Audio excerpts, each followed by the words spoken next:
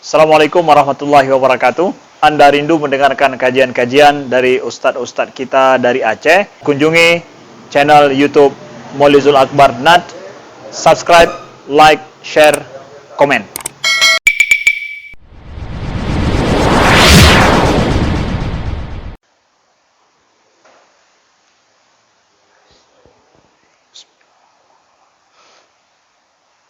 Assalamualaikum warahmatullahi wabarakatuh.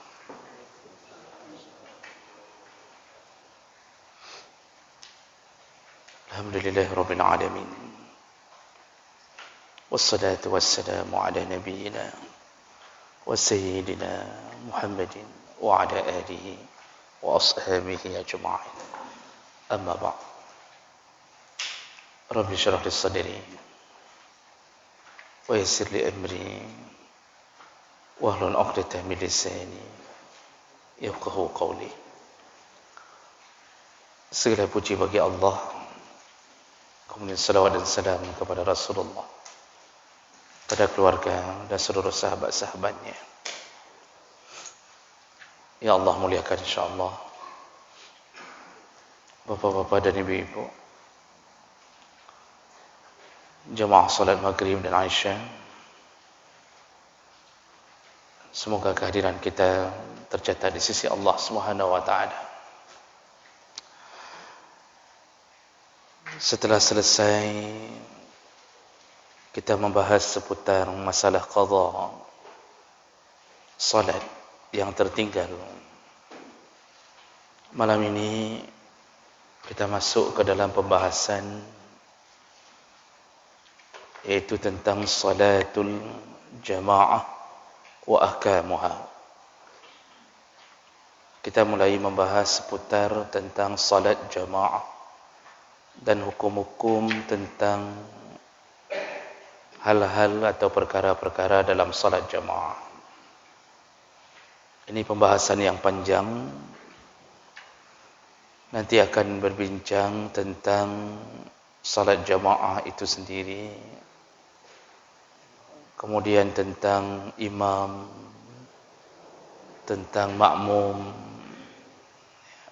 bagaimana cara menggantikan imam. Ini pembicaraan yang panjang. Jadi kita akan lihat satu persatu insyaAllah. Kita lihat dulu tentang apa itu yang disebut dengan salat jamaah.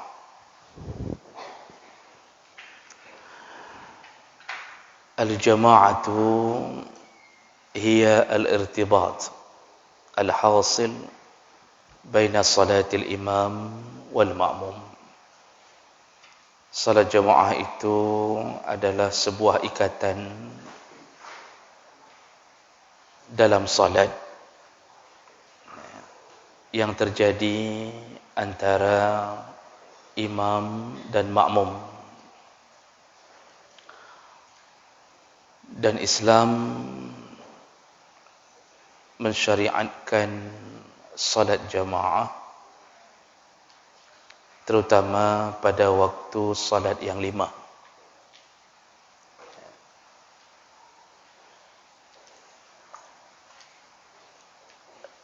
Salat jamaah ini Allah yang suruh melalui ayat wa iza kunta fihim fa aqamta lahumus salat. Kata Allah kepada Nabi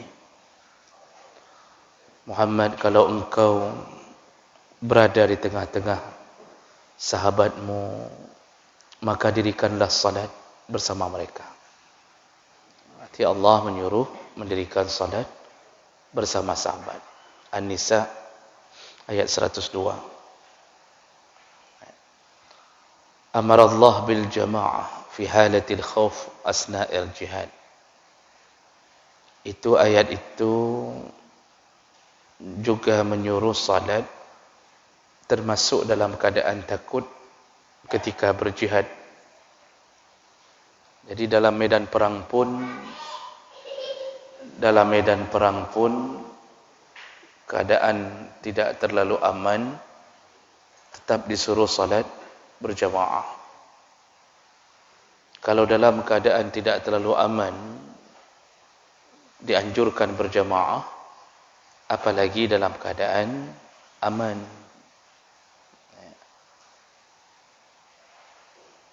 Walau lam takun matlubah la rukhisa fiha halatul khauf. Seandainya suruhan berjamaah ini tidak kuat, sungguh tidak mungkin Allah menyuruh dalam keadaan takut atau dalam keadaan tidak aman. Seandainya solat jamaah ini tidak penting, maka tentu Allah beri keringanan untuk tidak melakukannya ketika dalam keadaan sedang berperang. Tapi saking pentingnya, dalam perang pun disuruh berjamaah, apalagi dalam keadaan tidak berperang. Lalu hadis Nabi menyebutkan, salatul jamaah afdalu min salatil fazzi bi 27 darajah. Rasulullah mengatakan salat jamaah itu lebih utama dibandingkan salat sendiri. Perbandingannya itu 27 derajat. Jadi 27 kali lipat lebih hebat orang yang salat jamaah dibandingkan yang salat sendiri.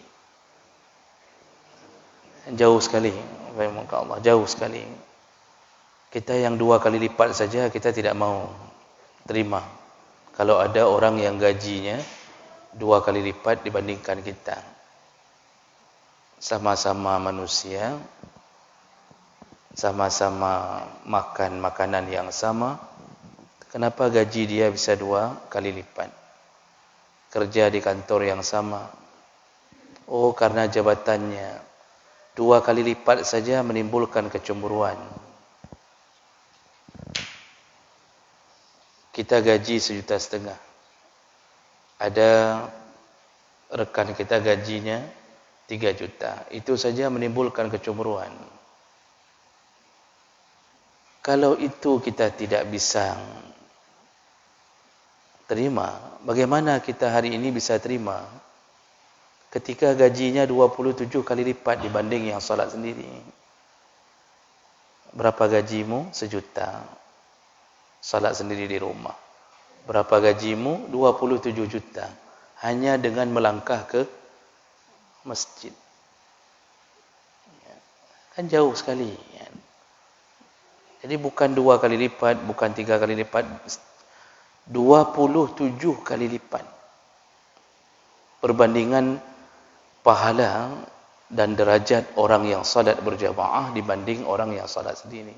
Itu dibanding yang salat sendiri, padahal sama-sama salat, Pak. Bukan dibanding dengan orang yang tidak salat. Kalau itu memang enggak ada lipat, malah dia ada lipat-lipat nanti dalam rakaat. Ya. Jadi hadis Nabi banyak menyebutkan tentang pentingnya salat berjamaah.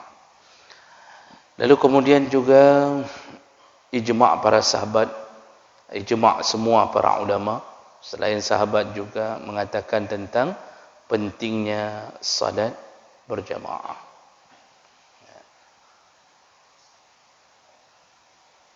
Ada perkataan dari Abi Sulaiman Ad-Darani.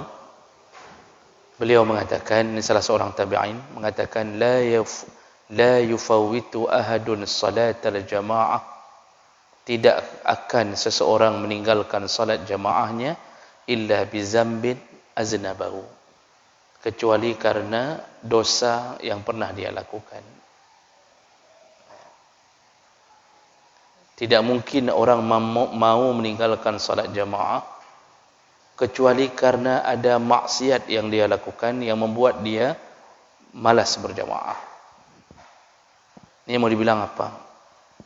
Orang yang sering berjamaah walaupun tidak bisa lepas dari maksiat, tapi tidak ada dosa besar yang menyelimutinya yang membuat dia tidak mampu berjamaah. Jadi yang sering tidak berjamaah atau bahkan tidak berjamaah sama sekali, dalam perkataan Abi Sulaiman Ad-Darani ini, itu disebabkan karena dosa-dosa di dalam hatinya. dia tidak mampu kakinya melangkah ke masjid. Kenapa? Karena dosa yang dia lakukan. Apa dosanya terserah. Makanya beda orang yang rajin berjamaah dengan yang malas berjamaah. Lalu disambung, wa kana salaf ya'zuna anfusahum salasata ayyam idza fatathum at-takbiratul ula wa sab'atu ayyam idza fatathumul jamaah. Kata Abi Sulaiman, dulu orang-orang terdahulu yang dimaksud adalah mulai dari sahabat, tabi'in, tabi'in, ulama-ulama yang saleh. Dulu 3 hari saja mereka tidak sempat bertakbiratul ihram bersama imam. Dia solat jamaah namun enggak dapat takbiratul ihram bersama imam, itu pun dia akan bersedih.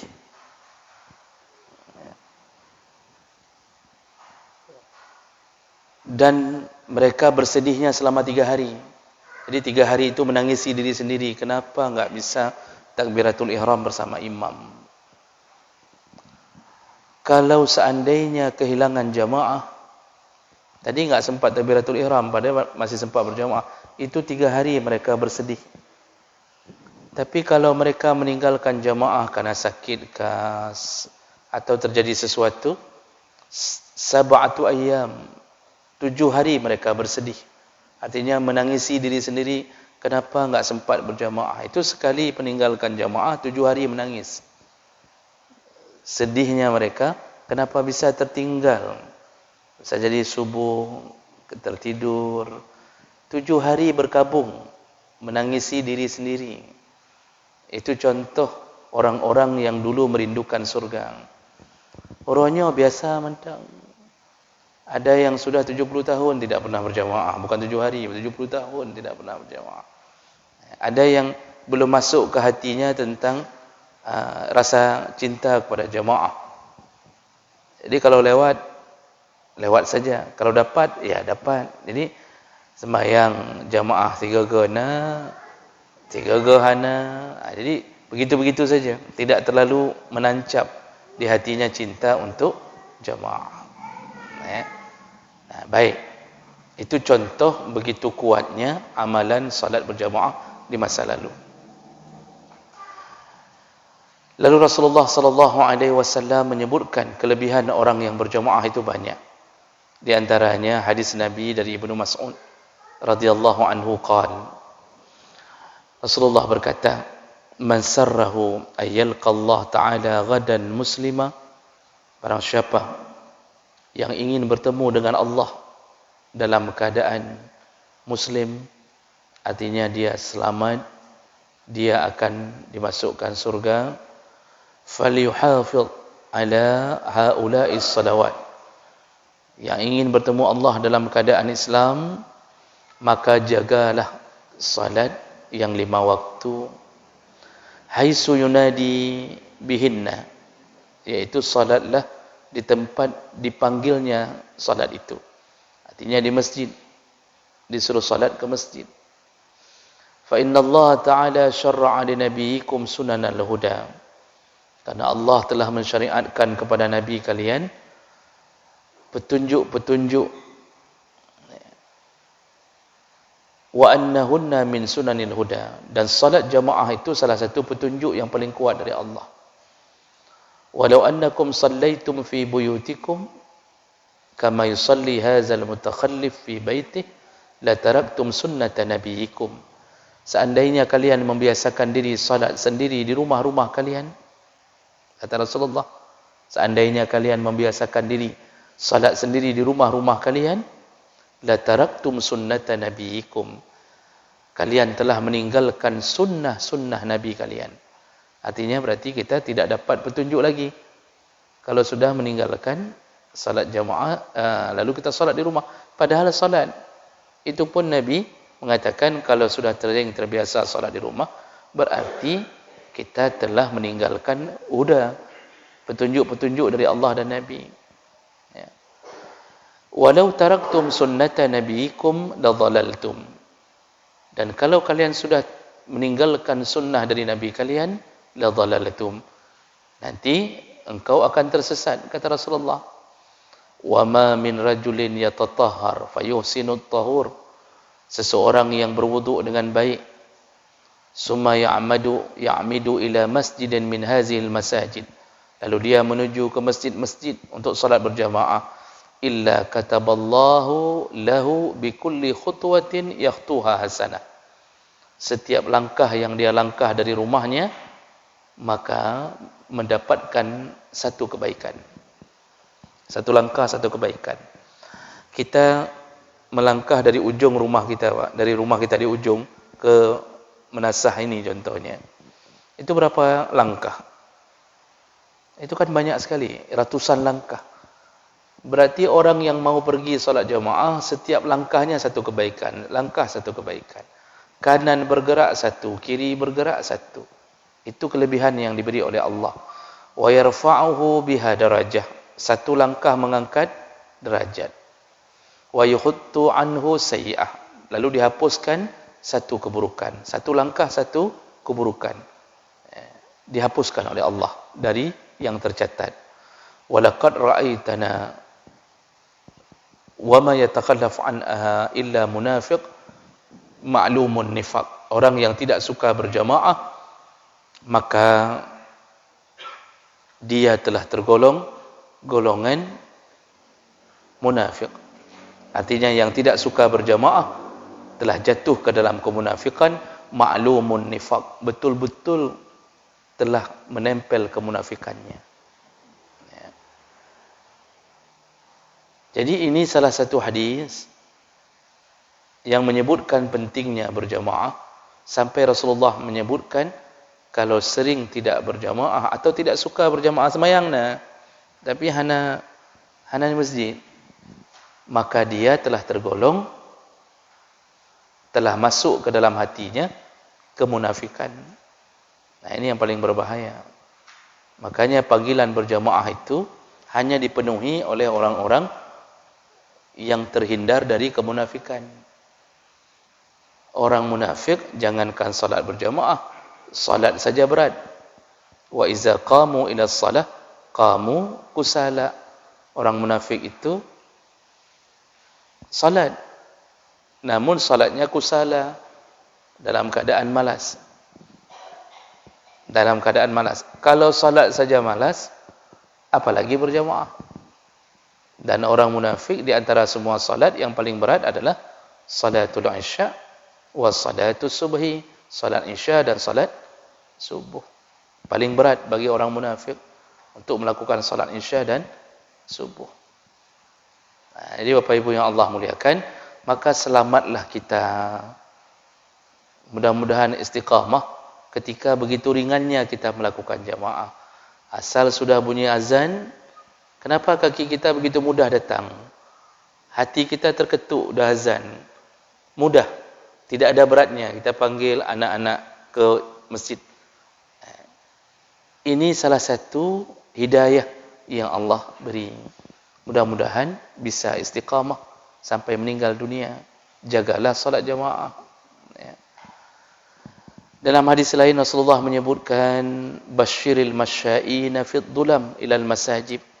Kata Rasulullah dalam hadis riwayat Abu Dawud Tirmizi dari Abu Buraidah dengan hadis yang sahih, kabarkan kepada mereka al-masya'in, yang berjalan kaki,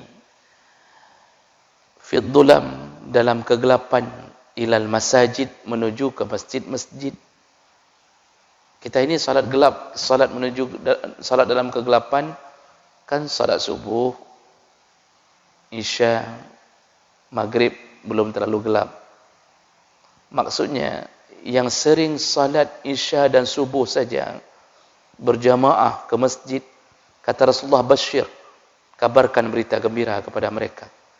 Jadi kalau Rasulullah mengatakan kabarkan berita gembira, itu jaminan itu datang dari Allah. Karena Rasulullah tidak berani mengabarkan sesuatu kecuali dengan izin Allah. Apa kata Nabi? Kasih tahu mereka yang sering salat dalam kegelapan. Orang belum bangun, kita subuh, jalan dalam gelap. Maksud dalam gelap, posisi langit gelap. walaupun ada lampu. Jadi bukan ingin mengatakan, tapi kamu ada lampu Ustaz. Bukan. Posisi langit memang sedang keadaan gelap, walaupun kita ada sinar lampu. Apa kata Rasulullah? Kabarkan berita gembira kepada mereka yang sering berjalan dalam kegelapan menuju ke masjid-masjid, maksudnya solat jamaah. Apa yang terjadi pada mereka? Kabar gembiranya adalah bin nur at-tam yaumal qiyamah. Nanti semua mereka bercahaya sempurna di hari kiamat. Hari ini kita jalan dalam gelap.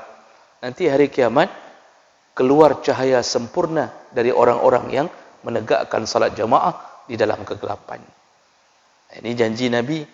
Nabi tidak akan melanggar janji sebagaimana yang Allah kabarkan kepadanya. Ini berita gembira.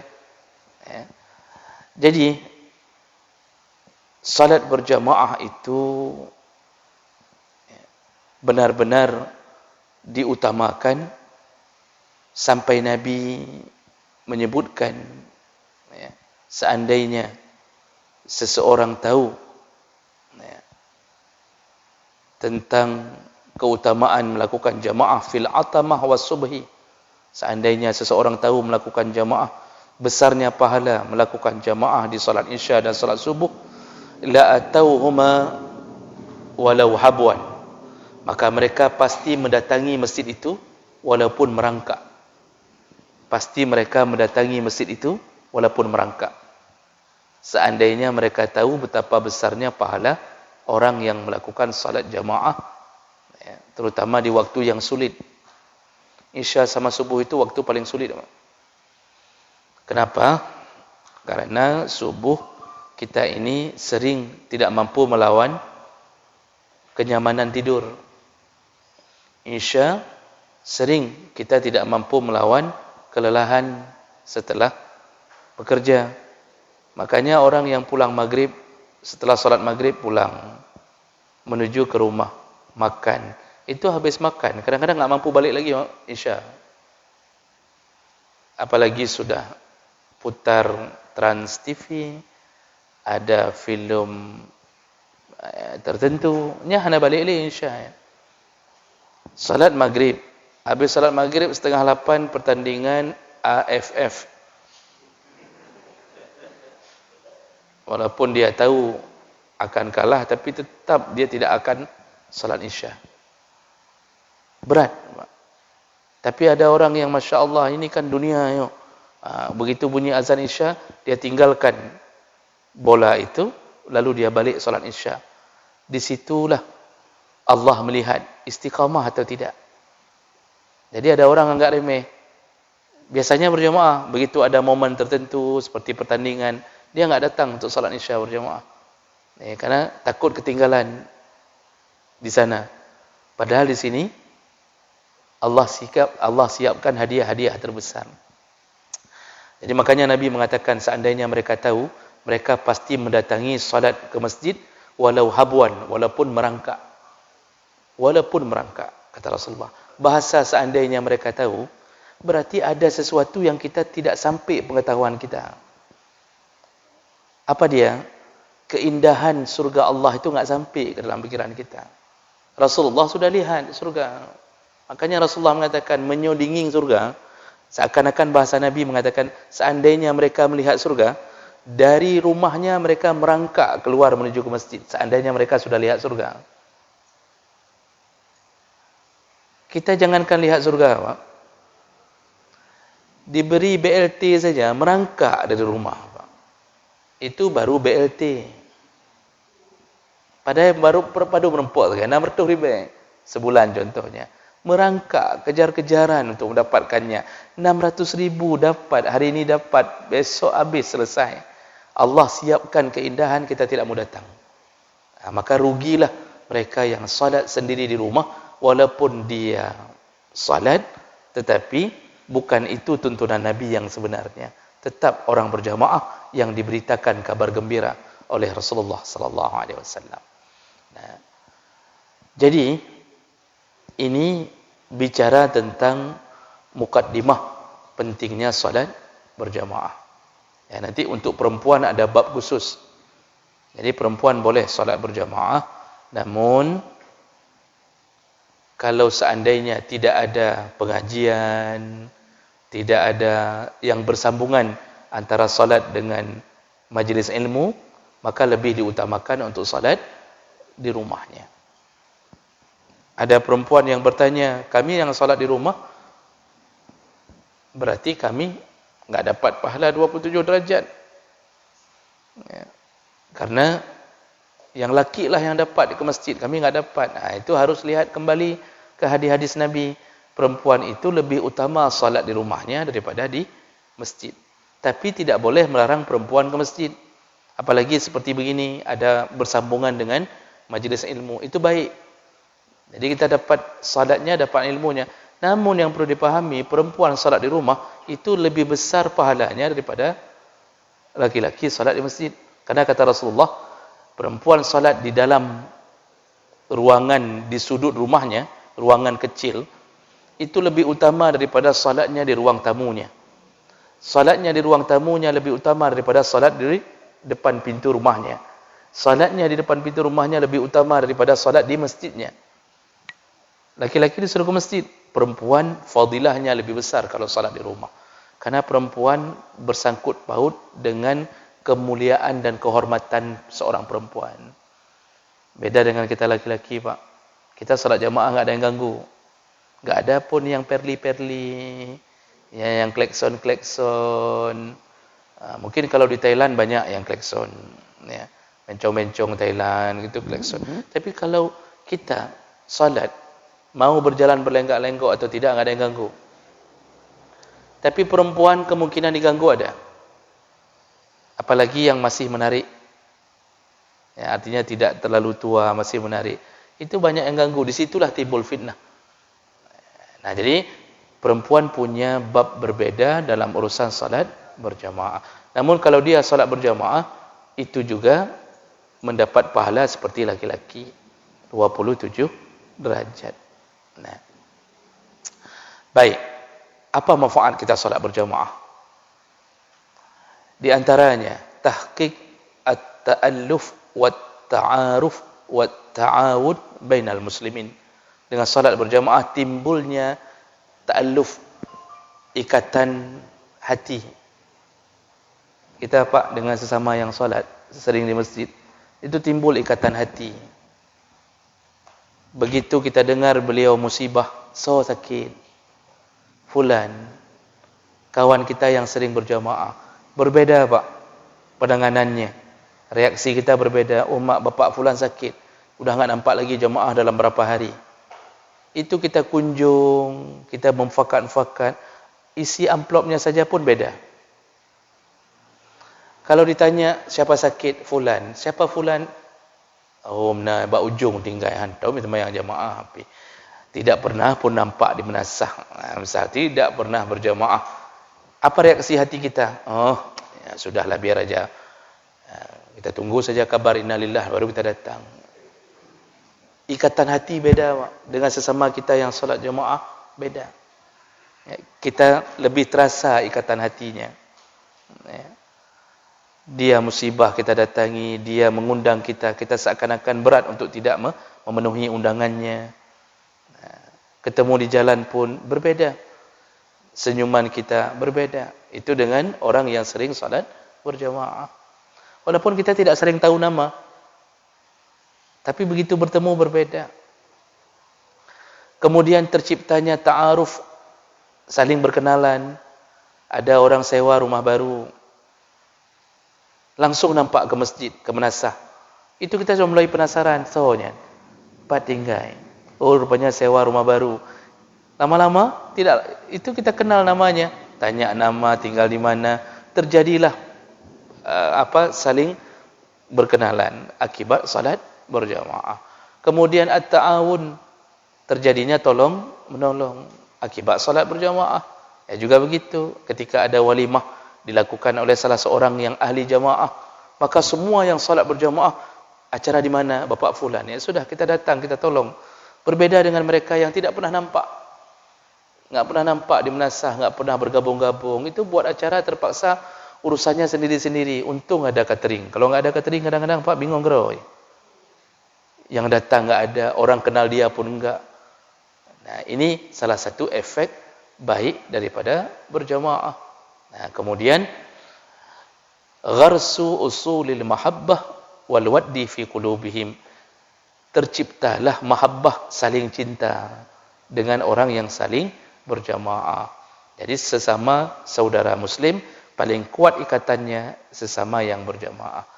Kita saja duduk-duduk di kedai kopi habis solat subuh, itu paling sering dengan siapa, Pak?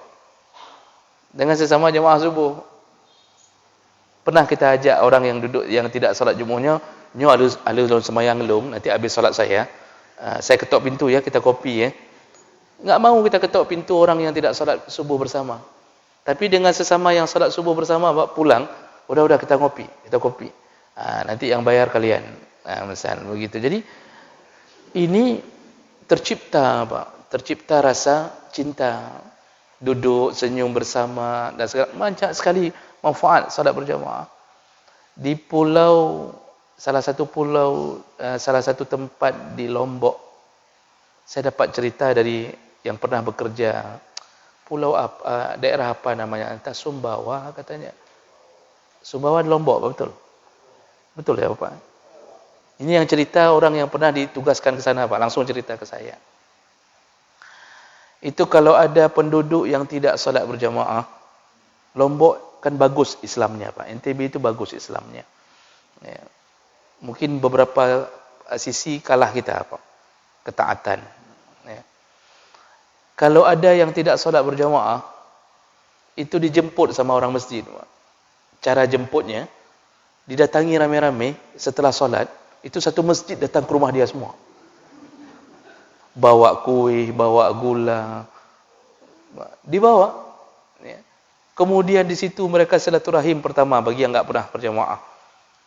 Di situ kan dia antara malu dengan nyonyohan. Malu juga ada, kemudian mau marah enggak bisa marah, saka padung kilo 3 rumah truk. Ya, gula banyak sekali, kuih macam-macam. Disitulah mereka mengikat hati. Besoknya sudah mulai itu datang ke masjid. Itu orang yang datang itu, dia berpahala dan seluruh pahalanya Allah bagikan kepada mereka yang mengajaknya. Ini saya dapat cerita langsung dari mereka yang kerja di sana. Wallahu alam, saya tidak lihat. Tapi begitu diceritakan, ya, jadi dijemput. Maka kita, ya, Pak kecil aja dah jemput yang urung-urung. Kita jemput, Pak. Kita datangi yang tidak pernah berjamaah. Ya. Kita silaturahim, kita ajak berjamaah. Nah, 10 orang kita dapat untuk menambah jamaah kita. Subhanallah. Seluruh pahala mereka semenjak mereka taubat dikirimkan Allah kepada yang mengajaknya untuk berjamaah. Man sanna sunnatan hasanatan yakun lahu nasibun minha wa nasibun mimman amila ba'dah min ghairi an yanqusa min ajrihi syai'a. Orang yang melakukan satu kebaikan diikuti oleh orang lain, maka pahalanya untuk dia dan untuk orang yang mengajarkan kebaikan itu, tanpa mengurangi pahala dari orang tersebut. Itu hebatnya mengajak orang berjamaah. Maka Bapak Ibu yang Allah muliakan, peliharalah solat ini. Ya, pelihara cara solat berjamaah. Ya, baik. Sedikit lagi sebagai pengetahuan kita. Ini kita masih mukadimah, Pak, tentang pentingnya solat jamaah. Karena orang selama ini begitu azan, ditanya sama isteri, "Hana najak masjid, Bang?" Alah, beetat dong ronyo. Beetat. Artinya malas sekali saya hari ini solat. Mudah saja dia jawab. Nanti enggak ada ikatan untuk pergi. Enggak coba maksa pun. Nanti kalau lagi naik imannya, oh itu sebelum salat subuh jam 3 sudah mendipek dia menasa. Ya, duduk, itu lagi naik iman. Kapan naik iman? Awal-awal bulan saja. Ketika gaji turun, 3 hari salat. Besok sudah hilang. 27 hari hilang, enggak tahu ke mana. Untuk berdipek, belum nampak lagi. Nah, ini tidak baik. Istiqamahlah untuk dapat kabar gembira tentang cahaya di hari kiamat. Baik. Berikutnya, apa hukum solat jamaah? Ini singkat padat saja. Solat jamaah ini, Pak, menurut mazhab Hanafi dan Maliki, dia adalah sunnah muakkadah. Ya. Salat selain solat Jumaat berjamaah, menurut mazhab Hanafi dan Maliki sunnah muakkad. Diambil dari hadis 27 derajat dan 25 derajat. Jadi bahasa Rasulullah yang salat berjamaah lebih utama 27 derajat. Dalam hadis riwayat Muslim 25 derajat. Imam Hanafi dan Imam Malik mengatakan, Rasulullah mengatakan lebih utama, bukan memaksa. Jadi enggak jadi sunnah biasa, tapi sunnah muakkad. Menurut mazhab Syafi'i, wa qala Syafi'iyah fil as-sah. Menurut pendapat yang paling kuat dalam mazhab Syafi'i, al-jama'atu fardu kifayah. Salat jamaah itu hukumnya fardu kifayah. Artinya, fardu kifayah, kalau satu kampung tidak ada yang mendirikan jamaah satu pun, satu kampung itu dosa besar. Nah, ini fardu kifayah, bukan sunnah kifayah, fardu. Satu kampung enggak ada yang mendirikan jamaah, satu kampung itu dosa besar semuanya. Maka yang mendirikan jamaah ini, kita ni Pak, yang terutama yang mukim di kampung ini, kita yang mendirikan jamaah, sebenarnya orang yang enggak solat jamaah harus terima kasih kepada yang mendirikan jamaah. Mereka harus terima kasih, untung nawa'ron. Untung ada bapak-bapak yang solat jamaah di sini, kami enggak diturunkan bala. Kami tidak diazab. Artinya walaupun mereka urusan dosa, dosa sendiri dengan Allah, tapi kampung aman gara-gara ada yang mendirikan jamaah. Makanya mazhab Syafi'i mengatakan fardu kifayah, harus ada yang mendirikan jamaah dalam satu kampung. Mana dalilnya? Yaitu hadis Rasulullah, "Ma min salasatin fi qaryatin wala badwin la tuqamu fihi al-jamaah." Kalau ada kampung yang tidak mendirikan jamaah selama 3 hari, enggak ada satu pun yang berjamaah, enggak ada azan, enggak ada jamaah, ya, illa istahwaza alaihimus syaitan. Di kampung itu pasti dikuasai oleh syaitan. 3 hari enggak ada suara azan, enggak ada jamaah, kampung itu pasti dikuasai syaitan. Fa'alaika bil jamaah, kata Rasulullah, maka dirikanlah jamaah. Fa innama ya'kulu zi'bu minal ghanam al-qasiyah. Karena serigala selalu memakan kambing yang terlepas dari jamaah. Maksudnya, yang enggak jamaah itu kambing yang akan dimakan oleh serigala. Serigalanya adalah syaitan. Orang yang tidak berjamaah, maka dia sering jatuh ke dalam maksiat. Karena tidak ada teman-teman yang lain yang menjaga imannya. Jadi ini menunjukkan bahawa satu kampung bisa dikuasai syaitan kalau tidak ada yang mendirikan jamaah. Menurut pandangan mazhab Hambali yang terakhir, berjamaah itu wajibatun min wujubi ainin. Dia termasuk salah satu wajib ain. Jadi fardu ain dalam mazhab Hambali. Dengan beberapa dalil. Pertama, Allah mengatakan dalam bentuk perintah, warka'u ma'ar raqa'in, rukuklah kamu bersama orang-orang yang rukuk.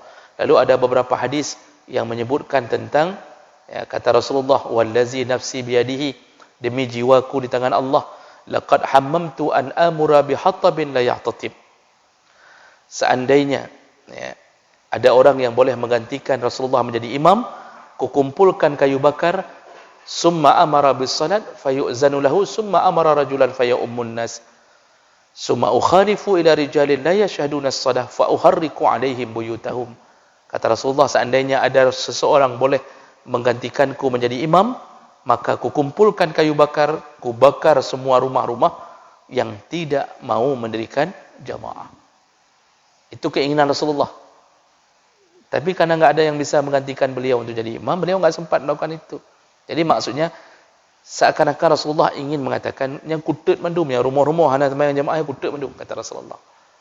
Seandainya Rasulullah masih hidup, cukup le rumah payah ada.